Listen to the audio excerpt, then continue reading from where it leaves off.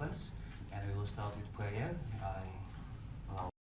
For the meeting plenary assembly of the FABC, we ask you that all the bishops all over Asia came together here to in Asia and also to serve to the people who are facing the difficulties in spiritually and materially, and also the situation of the life-threatening crisis. We ask you to be with us.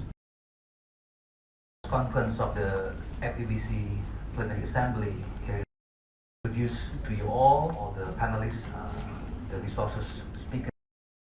His Eminence Cardinal Felipe Neri Terral. He is now serving as the President of the Federation of Asian Bishop Conference and also the Archbishop of Goa and Virgilio David. He is and the head of the Commission for Synodality, Bishop of Caloocan, Philippines. Archbishop of Tokyo, Japan, and also the Secretary General of Federation of Asian Bishop Conference. Adrianus Sunarko, OFM, Bishop of Pangkal Pinang, Indonesia. Di Indonesia. Yang pertama pernah pada tahun 1990 FEBC dilaksanakan di Bandung. Dan pengaruhnya sekurang-kurangnya dalam diskusi dan usaha-usaha untuk mencari jalan itu sangat besar bagi gereja-gereja Katolik di Asia. Karena seperti dikatakan oleh Kardinal Pablo, pokok yang dibicarakan pada waktu itu sangat menarik dan sangat real di Asia ini, yaitu dialog A New Way of Being Church, cara baru kehadiran gereja. Bukan gereja yang tertutup, tetapi gereja yang berdialog. Dialog dengan apa?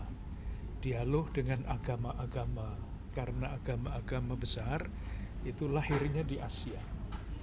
Yang kedua, dialog dengan kebudayaan. Asia adalah benua yang sangat kaya dengan kebudayaan. Berbeda dari satu sama lain, tetapi masing-masing dapat menyumbangkan. Di dalam bahasa yang lebih sederhana, misalnya Gereja Katolik di Indonesia berdialog dengan budaya Indonesia. Namanya inkulturasi. Lagu-lagu gereja bukan lagi bahasa Latin, tapi bahasa Indonesia. Di Jawa Tengah bahasa Jawa, lagu-lagunya untuk ibadah juga sama. Kalau di Jogja, di Jawa Tengah banyak dengan gending-gending Jawa. Kalau di Kalimantan dengan lagu-lagu Dayak dan sebagainya. Dialog dengan budaya. Yang ketiga adalah dialog dengan saudari-saudara kita yang miskin.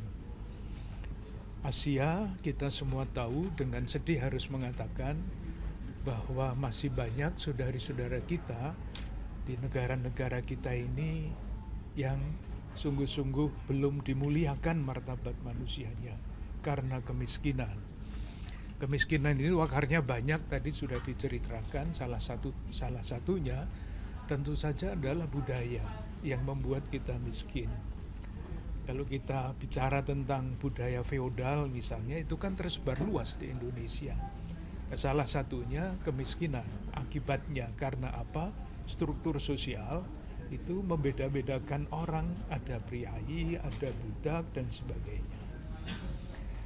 Itulah yang terus menjadi pemikiran di Asia ini, dialog-dialog itu. Harapannya gereja tidak menjadi unsur entitas asing di tempat ia berada, tetapi menjadi bagian yang berjuang bersama-sama. Kalau dalam bahasa teologi tentu datangnya kerajaan Allah ya, tapi kalau dalam bahasa yang lebih sederhana yang bisa dimengerti oleh masyarakat yang tidak berada di dalam diskusi di dalam gereja, itulah yang namanya ajaran sosial gereja.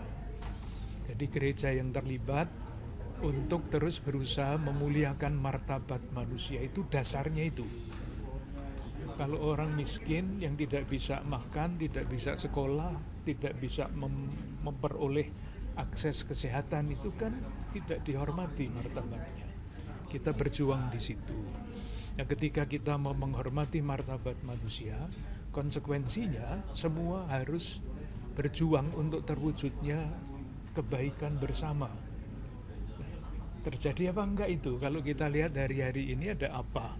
Beritanya korupsi, beritanya ada Monas di atas Monas. Monas itu nyala apinya kan hanya 72 kg ya. Ada yang punya 74 kg. Itu kebaikan bersamanya di mana itu? Yang ketiga, ketika kebaikan bersama itu diperjuangkan oleh gereja, lalu konsekuensinya solidaritas, mengembangkan solidaritas. Nah, ketika solidaritas itu diperjuangkan seberat apapun, sebaik apapun, tetap saja ada saudari-saudara kita yang tidak mempunyai akses terhadap apapun, apalagi akses politik. Maka konsekuensinya adalah yang keempat, mesti memberi perhatian lebih kepada saudari-saudara kita yang kurang beruntung itu kan diamanatkan oleh konstitusi di Indonesia. Dan yang terakhir, akhirnya semuanya bermuara pada tanggung jawab kita untuk merawat bumi ini menjadi rumah kita bersama. Sekarang ini bumi ini bukan rumah kita bersama, yang punya rumah sedikit, yang lain nyewa, mondok, karena tidak mempunyai sebetulnya, yang lain dikuasai oleh macam-macam kekuatan-kekuatan besar apapun itu. Begitu.